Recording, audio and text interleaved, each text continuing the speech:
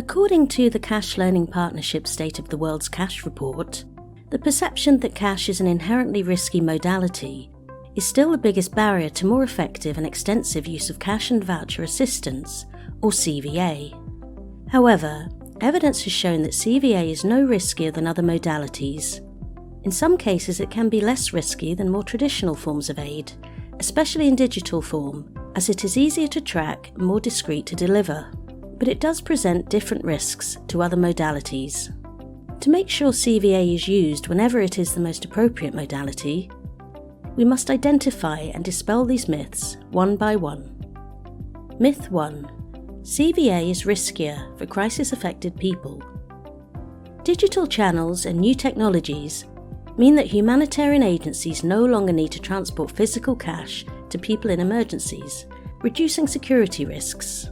However, with digital channels of delivery, humanitarian agencies need to collect data from end users and ensure they take into account their needs and preferences, and any digital literacy constraints. There are unique risks associated with the digital delivery of CVA, and these need to be understood and mitigated to put the protection of crisis-affected people at the centre of humanitarian response. Myth number 2. CVA is riskier for donors. There is no evidence of cash being more prone to diversion than other modalities.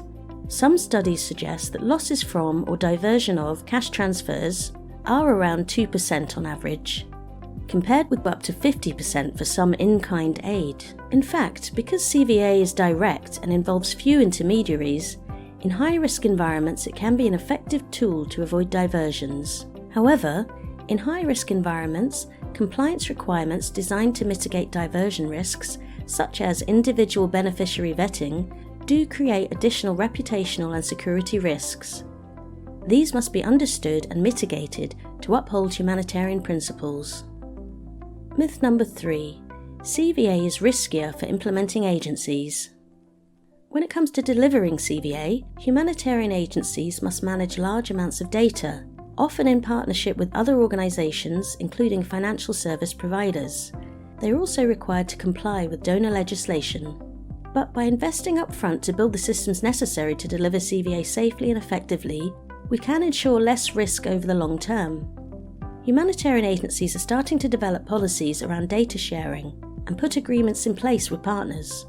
By working together, implementing agencies can share best practice and push for open dialogue with donors around expectations for risk management and risk sharing. Myth number 4. Working with private sector actors to deliver CVA is risky. Private sector organisations, such as financial service providers, are an essential part of the delivery of CVA.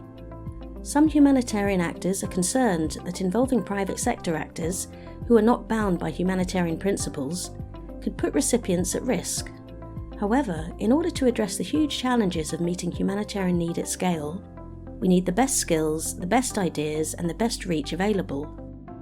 Humanitarian flows in crisis contexts amounts to only a very small part of total funding available, and recipients of humanitarian assistance are already engaging with a range of actors.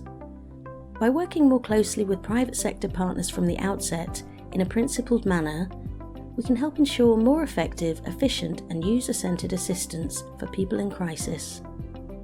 The Cash Learning Partnership is helping to navigate these challenges by generating evidence and convening actors at global and regional events and webinars to share experiences and best practices. Find out more about our work on our website.